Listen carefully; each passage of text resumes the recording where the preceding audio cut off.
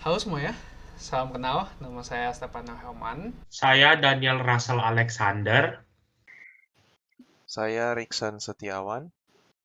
Saya hari ini dengan kawan-kawan saya akan menyajikan sebuah digital content. Sesuai dengan apa yang sudah di-approve oleh TFI, kami akan berbicara tentang mental health dan produktivitas. Kami akan berbicara tentang apa itu mental health, apa yang bisa kami lakukan untuk menanggulangi masalah ini, apa yang membuat mental health tambah buruk, dan juga apa hubungannya mental health dan produktivitas. Ini saya dan kawan-kawan saya. Kami pada saat ini akan coba sebisa mungkin dan sebaik mungkin menyampaikan materi tersebut. Terima kasih. Please enjoy. Mental health. Jadi gini loh, kata itu tuh sering dilempar ke kiri ke kanan. Mental health ini, mental health itu. Kata itu sering dipakai. Tapi gue rasa kebanyakan dari kita masih kurang paham mental health itu apa. Apakah itu makanan? Apakah itu sebuah tempat? Apakah itu event di Genshin yang bakal kasih gue Primogems? Bukan. None of that. Nah, pada hari ini, di video ini lebih tepatnya, saya dan kawan-kawan saya akan menjelaskan sedikit akan mental health dan produktivitas, arti masing-masing dan bagaimana mereka berhubungan. Pembukaan dan bagian awal akan dipegang oleh saya, kemudian akan dilanjutkan oleh Daniel, dan last but not least, kemudian akan dipegang oleh Erikson. Jadi, apa itu kesehatan mental?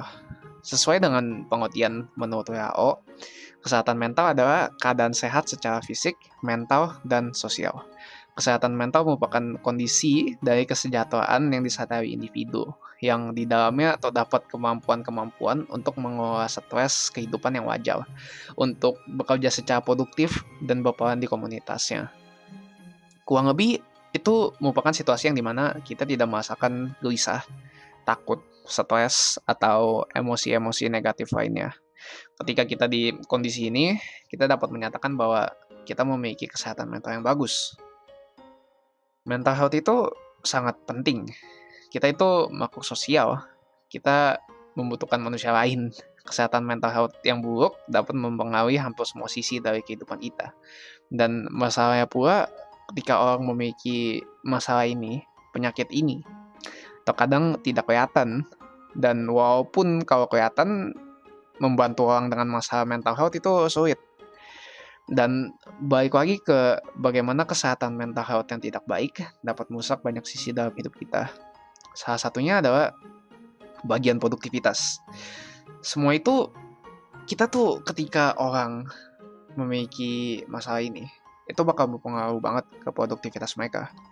Semua bakal kelihatannya gelap, semua bakal kelihatannya susah. Dan ujung-ujungnya tuh orang bakal menyerah, nggak gerak sama sekali. Karena how can you fail if you don't start anything?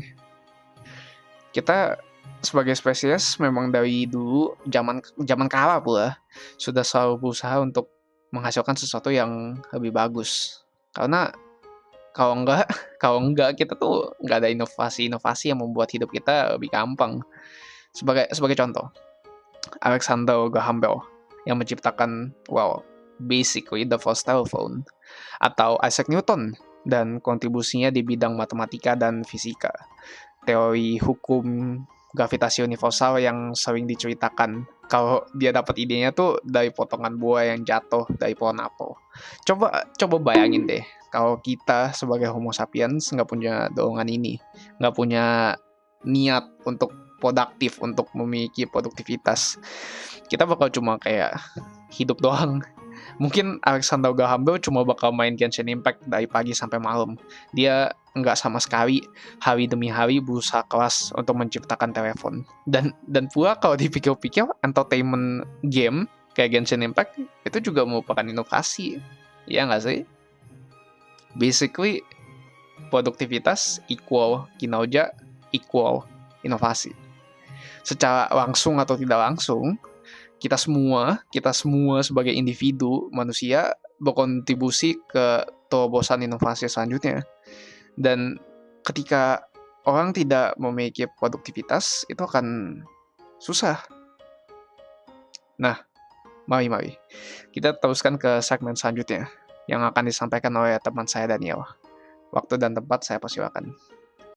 Nah, berikutnya apa sih yang buat mental health kita memburuk? Yang pertama adalah kesepian atau social isolation. Karena kita makhluk sosial, kita pasti membutuhkan orang lain, dan interaksi dengan manusia lain itu menjadi hal penting dalam hidup kita. Mental health kita dapat memburuk jika kita kesepian dan mengalami social isolation. Apalagi seperti di masa pandemi sekarang, perasaan terisolasi itu dapat sering terjadi. Kita dapat terasa sangat terisolasi untuk percaya bahwa tidak ada seorang pun di dunia yang peduli dengan kita, dan bahwa kita benar-benar sendirian. Siapapun yang mengalami kesepian mungkin tahu betapa kosongnya dan hampanya kehidupan. Nah, berikutnya ada stres akut atau stres jangka panjang. Stres itu bagian normal dari kehidupan sehari-hari. Stres dalam dosis kecil membantu memberikan motivasi kepada orang. Misalnya untuk memenuhi deadline, menjadi produktif, misalnya kayak lebih siap tampil untuk presentasi. Kayak misalnya dia khawatir untuk presentasinya yang akan datang. Dia takut tidak tampil sempurna. Dengan stres dalam dosis kecil, dia menjadi termotivasi untuk menyempurnakan presentasinya. Atau contoh lain itu misalnya kita tiba tepat waktu untuk acara penting. Karena kita takut mengecewakan orang yang memiliki janji dengan kita untuk bertemu di acara penting tersebut. Kalau kita telat, kita akan mengecewakannya. Jadi, dengan stres, ini memotivasi kita untuk datang tepat waktu. Nah, namun, stres jangka panjang bisa menjadi berbahaya. Ketika stres menjadi berlebihan dan berkepanjangan, resiko masalah kesehatan mental dan masalah medis meningkat. Penyakit yang bisa disebabkan stres ada penyakit jantung, tekanan darah tinggi, diabetes, dan penyakit lainnya. Termasuk gangguan mental seperti depresi atau anxiety. Kalau kalian melihat teman kalian sedang merasa down gitu, sering melamun atau bertingkah laku beda dari biasanya, saya sangat menganjurkan untuk coba reach out. Misalnya bertanya tentang kabarnya, atau enggak ya ajak ngobrol aja gitu. Karena kita kan nggak tahu ya mereka sedang melalui apa. Dengan membuat dia tahu kalau kita peduli dengan kesehatan mereka, dan jika ada yang reach out, dengarkanlah. Saya tahu ini udah dibilang berkali-kali, tapi saya ingin menekankan betapa pentingnya jika seseorang reach out ke kita untuk didengarkan. Karena mereka percaya dan nyaman kepada kita untuk berbicara tentang masalah dan keadaan yang mereka sedang lalui. Terkadang tuh orang hanya ingin didengarkan, jadi tolonglah dengarkan mereka. Nah, berikutnya ada beberapa hal yang mungkin dilakukan oleh orang yang memiliki gangguan mental. Yang pertama adalah self-harm. Saya tidak bisa bilang banyak tentang ini, karena saya sendiri tidak pernah self-harm, sehingga saya tidak tahu alasannya orang melakukannya. Tapi menurut Mind, sebuah amal kesehatan mental di Inggris dan Wales, bagi sebagian orang, melukai diri sendiri itu terkait dengan pengalaman tertentu, dan merupakan sebuah cara untuk menghadapi sesuatu yang terjadi saat ini, atau yang terjadi di masa lalu. Bagi orang lain, alasannya tuh bisa aja kurang jelas dan bisa lebih sulit untuk dipahami. Yang kedua adalah bunuh diri. Ada banyak faktor yang dapat mempengaruhi keputusan seseorang untuk bunuh diri. Yang paling umum itu depresi berat. Depresi dapat membuat orang merasakan sakit emosional yang hebat dan merasa kehilangan harapan, membuat mereka tidak dapat melihat cara lain untuk menghilangkan rasa sakit selain mengakhiri hidup mereka sendiri. Jika orang terdekat atau keluarga mulai menunjukkan gejala self-harm seperti bekas luka di lengan, atau pikiran tentang bunuh diri, tolong reach out ke mereka, dan tunjukkan kalau kita peduli dengan mereka. Dan carikan bantuan profesional jika mereka nyaman dengan menemui sebuah psikolog atau psikiater. Di sini saya ada sediakan graf dari laporan Institute for Employment Studies. Graf pertama adalah persentase orang yang absen dari kantor 4 minggu terakhir, tapi tidak termasuk liburan. Di sini 42% orang yang absen memiliki gangguan mental yang tergolong parah.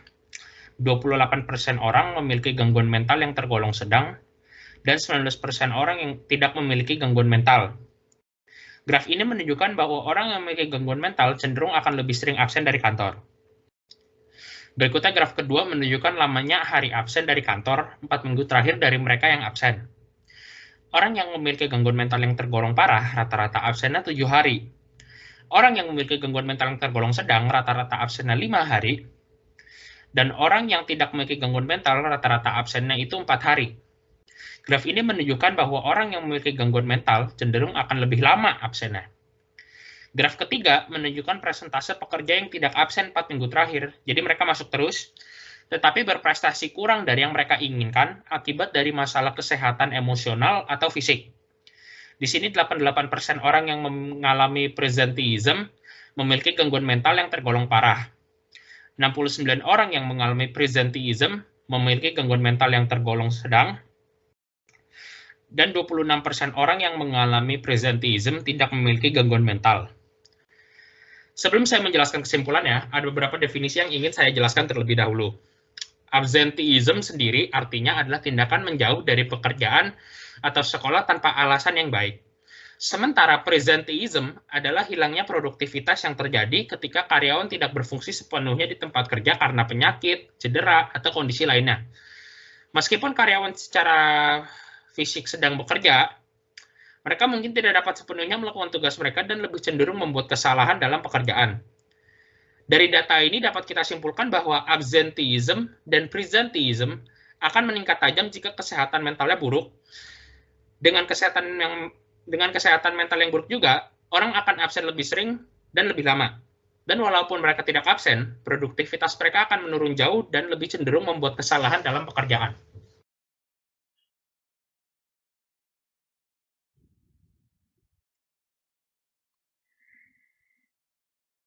Lalu untuk yang selanjutnya, bagaimana jika kita yang sedang mengalami mental health disorder tersebut? Terdapat 3 hal yang dapat kita perhatikan. Yang pertama adalah boost in energy and motivation. Meningkatkan motivasi diri dan mencoba mempelajari hal baru yang dapat berdampak positif terhadap perkembangan diri. Dengan hal ini kita juga dapat menemukan tujuan hidup yang baru. Yang kedua adalah feeling hopeful. Berusaha berpikir optimistis dan refleksikan kehidupan. Belajar dari kesalahan yang telah terjadi dan jadikan hal tersebut motivasimu. Yang ketiga adalah increase activity. Berpartisipasi dalam kegiatan sosial yang berdampak positif terhadap diri sendiri dan juga lingkungan sosial. Dengan hal ini dapat mengembangkan semangat juang di dalam diri yang memberikan harapan terhadap impian yang ingin dicapai. Dengan ini juga kita dapat bersosialisasi dengan orang yang baru. Lalu bagaimana jika hal tersebut sudah kita lakukan namun kita masih belum terlepas dari mental health order tersebut? Yang pertama adalah talk to your doctor. Dengan meminta bantuan profesional, jelas mereka akan memberikan solusi yang lebih ampuh untuk menyelesaikan permasalahan Anda. Lalu yang kedua adalah reach out to other people. Dengan sharing dengan orang lain, teman Anda dapat memberikan pendapat yang lebih baik untuk Anda. Lalu yang ketiga adalah seek more mental health information. Dengan dunia internet yang sudah berkembang luas, kita dapat menemukan banyak solusi atas permasalahan yang kita temui. Lalu, bagaimana jika yang terkena mental health disorder ini bukanlah kita, namun orang lain? Yang pertama adalah avoid being judgmental. Ada perkataan dari Walt Whitman, be curious, not judgmental. Dengarkan permasalahan yang dimilikinya dan berusaha mengerti apa yang dilaluinya. Lalu, reassure them that you are care. Dengarkan permasalahannya dan memberikan solusi terhadap permasalahannya. Lalu yang ketiga adalah encourage them to get help. Yakinkan dirinya untuk mengunjungi tenaga medis profesional, seperti dokter. Nah, untuk depression treatment sendiri, kita dapat melakukan lifestyle changes. Seperti tadi, memotivasi diri sendiri, mendapatkan hopeful insight, di mana kita dapat mengubah gaya hidup kita menjadi lebih positif. Lalu yang kedua adalah psikoterapi. Itu adalah mencari bantuan profesional seperti dokter. Lalu yang ketiga ada obat-obatan seperti antidepresan dan medication. Dan yang keempat, vitamin dan suplemen. Ini hampir sama dengan lifestyle changes, di mana kita mengubah hidup kita menjadi lebih positif dan lebih sehat. Jadi, sebagai intinya, ini adalah diagram yang didapatkan dari www.statista.com. Dari presentasi ini dapat dilihat bahwa mental health challenges yang sudah dilalui oleh banyak karyawan setelah coronavirus di 2020, di mana banyak dampak buruk yang dapat dilalui oleh karyawan tersebut, seperti difficulty dalam concentrating, lalu taking longer to do a task, difficulty thinking, putting off challenging work, dan difficulty juggling tasks of responsibilities. Sehingga dapat disimpulkan bahwa mental health dapat berpengaruh positif terhadap peningkatan produktivitas. Hal ini dikarenakan individu yang mengalami mental illness lebih cenderung untuk kurang percaya diri, konsentrasi, dan mempengaruhi pemilihan keputusan yang mempengaruhi kinerja dari individu tersebut. Sekian dari kami, semoga video kami dapat membantu orang-orang mengenal lebih dalam tentang mental health disorder ini dan juga dapat mengatasi mental health disorder ini. Terima kasih.